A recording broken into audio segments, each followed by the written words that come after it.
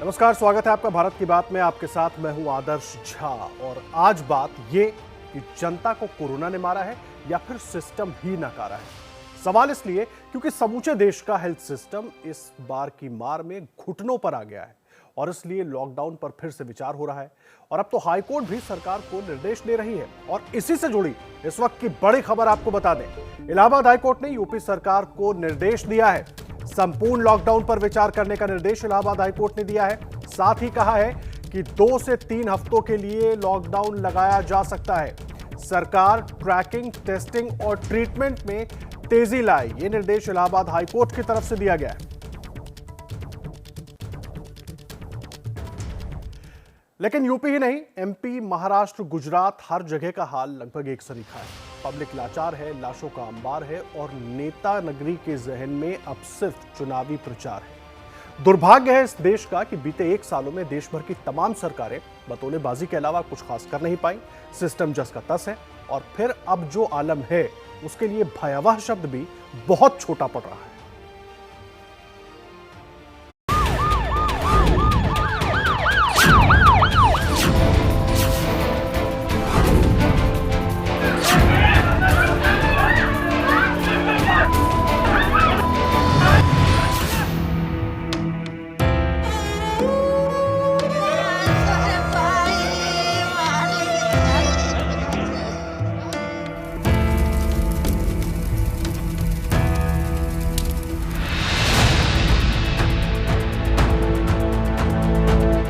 यहाँ की भीड़ को देखकर आप अनुमान लगा सकते हैं कि एक बार फिर से पलायन जोरों पर है।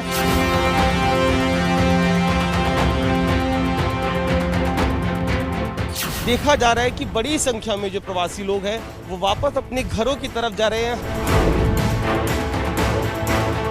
कोरोना वायरस के आंकड़े तेजी से बढ़ रहे हैं और इन तेजी से बढ़ते आंकड़ों के बीच लोगों के मन में कोरोना वायरस को लेकर डर भी बढ़ता जा रहा है। लॉकडाउन लगने वाला, काम बंद होने वाला है, अब भूखे मरेंगे यहाँ पर क्या।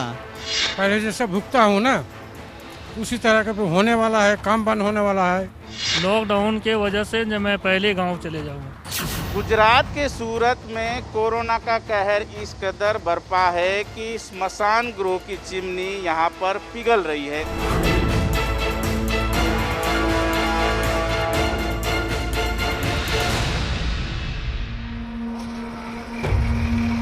यह महान दृश्य है, चल रहा मनुष्य है, अश्रु श्वेत रक्त से लथपथ लथपथ लथपथ, अग्निपथ अग्निपथ अग्निपथ।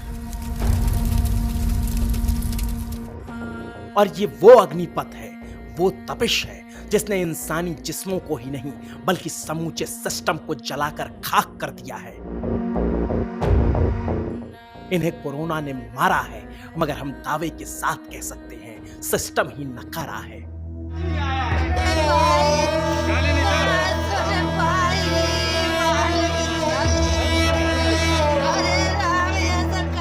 पूरे हिंदुस्तान में कहीं भी किसी भी राज्य की किसी भी जिले की तस्वीर उठाकर देख लीजिए, जिंदगी के बहुवचन को खत्म करते कोरोना से उपजे रुदन का एक लाभ है, मगर एक भी नीति नियंता ऐसा नहीं जिसे इन तस्वीरों का पश्चाताप है।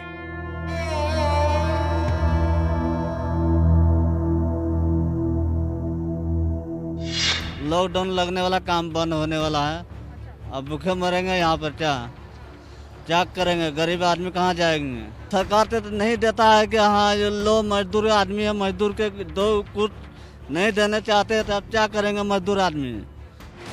क्योंकि ऐसा नहीं है कि कोरोना ने हमें वक्त नहीं दिया व्यवस्थाएं सुधारने का, मगर कहते हैं ना, वक्त को जो बर्बाद करता है वक्त उसे बर्बाद कर देता है। और आज देखिए, बर्बादियों का आलम सरेआम हर सूबे की सड़कों पर नंगी आंख से दिखाई देने लग गया है।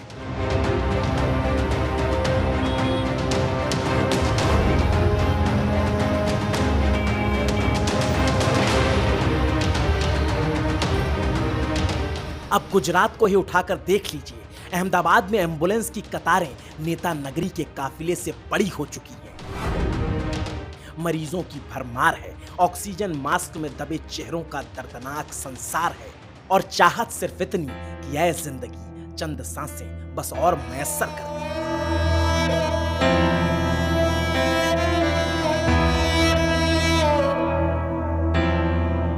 और यकीन मानिए यही वो गुजरात है जिसे पूरे देश में मॉडल के तौर पर कभी पेश किया गया। और अगर यही मॉडल आदर्श है तो खुदा खैर करे। और थोड़ा बहुत डर भी है लोगों में, क्योंकि पिछले बार का लोग का डर खत्म अभी तक हुआ नहीं, फिर दूसरा शुरू होने वाला है। और ऐसे में इस खौफनाक दौर का सबसे क्रूर सच ये कि कोरोना तभी तक सिर्फ आंकड़ा है जब तक यह आपके घर तक नहीं पहुंचता। और जिसके घर पहुंचता है उसे पता है कि भयावह शब्द के मायने होते क्या हैं। क्योंकि छत्तीसगढ़ के रायपुर से आई तस्वीरें बताती हैं कि छोटा सा मास्क अगर नहीं लगाया तो पॉलीथीन की ये सफेद पन्नियां रूपी कफन अपनी आगोश में लोगों को लेने के लिए तैयार बैठी है।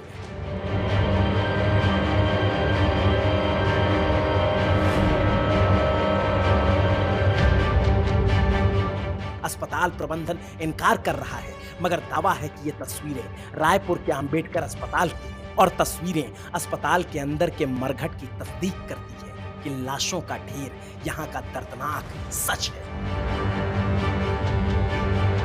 और जब कातिल कोरोना की मार से लाशों का ढेर लगता है तो होता क्या है, ये बताने के लिए एक और तस्वीर गुजरात के सूरत से सबके सामने आकर खड़ी हो गई है, जहां सड़ चुकी स्वास्थ्य व्यवस्था ने इतनी लाशें गिराई कि उसे जलाने के लिए इलेक्ट्रॉनिक चिमनी खुद ही खाक में मिल गई।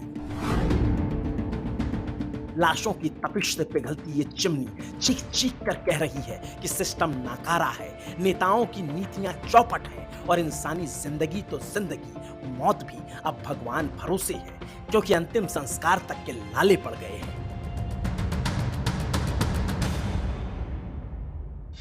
गुजरात के सूरत में कोरोना का कहर इस कदर बरपा है कि स्मशान गृह की चिमनी यहाँ पर पिघल रही है। तस्वीरें आप देख सकते हो, सूरत के जहांगीरपुरा इलाके में आए कुरुक्षेत्र स्मशान गृह का नज़ारा है। जो चिमनी आप देख सकते हो, कोरोना गाइडलाइन से जो लाशों का यहाँ पर निकाल किया जाता है, अग्नि संस्कार किया जाता है, वो लाश जिस चिमनी में यहाँ पर जलाई जाती है, वो चिमनी का नज़ारा आप देख सकते हो, यहाँ पर पिघल चुकी है। 24 घंटे के अंदर मिनिमम इसके अंदर सब बॉडी मिला के 60-65 जितनी बॉडी डाली जाती है। जो 24 घंटा चलती है उसके वजह से सब पाइप खराब हो गए, तो उसके लिए वो काम मैं कर रहा हूँ। और तस्वीरें बताती हैं कि विकास की तमाम किंवदंतियों को कोरोना ने शमशान कब्रिस्तान की चौहद्दी पर लापटका है। सालों से धार्मिक वैमनस्य में जीते समाज में कोरोना भी खुद को सर्वधर्म संभाव वाला साबित करने में तुला है। शमशानों में दुर्दशा है तो कब्रिस्तानों का हाल भी कम बुरा नहीं। सूरत के इस कब्रिस्तान में हर रोज इतनी लाशें आ रही हैं कि कब्र खोदते खोदते मजदूरों के हाथ छिल गए, तो फिर जेसीबी को कब्र खोदने में लगाना पड़ा। एडवांस में कब्रें खोद कर रखी जाती हैं और सुबह से शाम होते होते सब पट जाती हैं। कोरोना संक्रमित दर्दियों की मौत के बाद स्मशान में उनकी अंतिम विधि करने के लिए वेटिंग चल रहा है, तो दूसरी ओर कब्रिस्तान की परिस्थिति भी खराब हो रही है। सूरत में 3 कब्रिस्तान आए हुए हैं। 3 में से एक ये मोरा भागोल कब्रिस्तान के दृश्य है, जहां पर कब्र खोद खोद के मजदूर थक चुके हैं और अब कब्र खोदने के लिए जेसीबी मशीन का सहारा लेना पड़ रहा है। यहाँ की जो परिस्थिति है वो कुछ इस तरह है कि सामान्य दिवसों में यहाँ पर 2 से 3 डेड बॉडी दफन विधि के लिए आ रही थी, लेकिन जब से कोरोना संक्रमण दूसरी लहर शुरू हुई सूरत के अंदर, तो यहाँ पर रोज 10 से 12 डेड बॉडी दफन विधि के लिए आ रही है। पहले हम 1, 2, 3 से ज़्यादा हमारे यहाँ मैयत नहीं आती थी, लेकिन अभी फ़िलहाल ऐसा है कि कोविड के चलते हुए 8, 10, 12 मैयतें रोज़ाना दफन की जा रही है। कोरोना की दूसरी लहर ने सूरत को बदसूरत कर दिया। मौत यहाँ अजाब बनकर टूटी है तो उत्तर प्रदेश के लखनऊ का हाल भी जुदा नहीं। खुद सरकार में मंत्री ब्रजेश पाठक ने व्यथित होकर चिट्ठी लिखी स्वास्थ्य सचिव को और कहा यही कि लखनऊ की स्वास्थ्य व्यवस्था ध्वस्त हो चली है। एम्बुलेंस नहीं मिल रही, इलाज नहीं हो रहा, और तो और सीएमओ साहब मंत्री तक का फोन नहीं उठा रहे। यहाँ तक कि ब्रजेश पाठक ने पद्मश्री इतिहासकार योगेश जी की मौत का जिम्मेदार भी क्रूर सिस्टम को ही बताया। और ये सच भी है, और सच को बयां करती तस्वीरें शमशान घाट से तो पहले ही आती थी, अब कब्रिस्तान भी उसकी गवाही देना शुरू कर चुके हैं। मैं इस वक्त डालीगंज कब्रिस्तान में खड़ा हूँ, जहाँ आपको दिखाऊंगा जो कब्र खोदी जा रही है वो 10 फुट गहरी खोदी जा रही, खासकर उन लोगों के लिए जिनकी मौत कोरोना की वजह से हुई है। इसके अलावा एक एरिया डेडिकेट कर दिया गया है कि इस जगह पर ही जो कोरोना संक्रमण की वजह से मारे गए लोग हैं उनके शवों को दफनाया जाएगा। 1 तारीख से 6 तारीख तक 3 मिट्टी आई और उसके बाद में 7 तारीख से 12 तारीख तक 38 मिट्टी आई। कल्पना कीजिए कितना डरावना है ये सब। पिछली लहर में कोविड केसों की संख्या सुनाई पड़ती थी, अब मौत की तस्वीरें डरा रही हैं। और ऐसा नहीं है कि सिर्फ 1-2 सूबों का यह हाल है, सबसे विकट स्थिति तो महाराष्ट्र की है, जहां हर रोज 50,000 से ज्यादा कोरोना के मामले आ रहे हैं। और ऐसी स्थिति में यहाँ का भी स्वास्थ्य ढांचा ढेर नजर आता है। और आलम ये कि 7 कोरोना मरीजों की जान सिर्फ इसलिए चली गई क्योंकि अस्पताल में ऑक्सीजन का सिलेंडर खत्म हो गया था।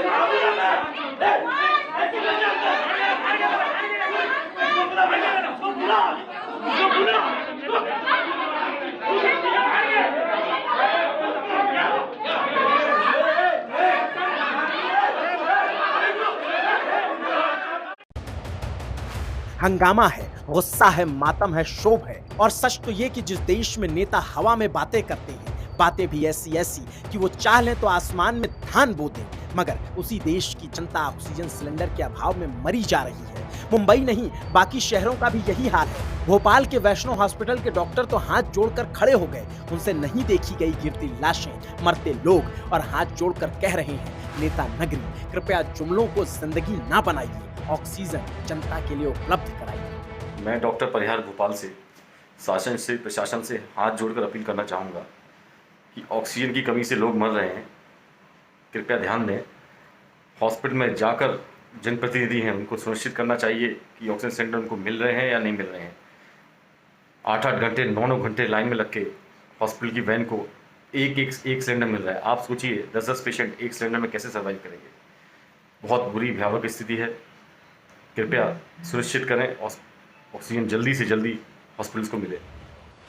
ऐसी दुर्दशा शायद ही किसी ने पहले कभी देखी हो, जब देश का कोना कोना लाचार है, डॉक्टर चाहकर भी कुछ कर नहीं पा रहे। और ऐसी भयावह स्थिति में अब लॉकडाउन की आहट भी मिलने लगी है।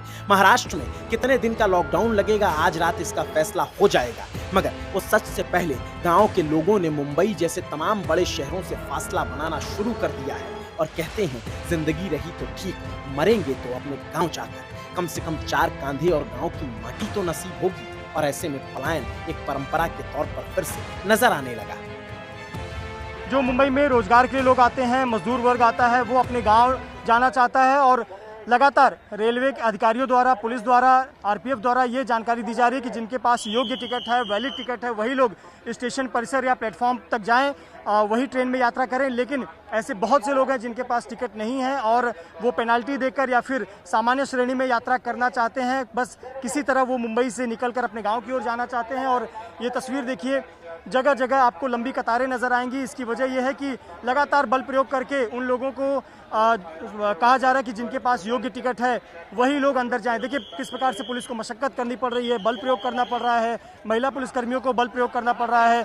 कई बार कतार लगती है, लेकिन कुछ लोग बिना टिकट के भी इस कतार में घुस जाते हैं, जिसकी वजह से फिर अफरा तफरी का माहौल बन जाता है।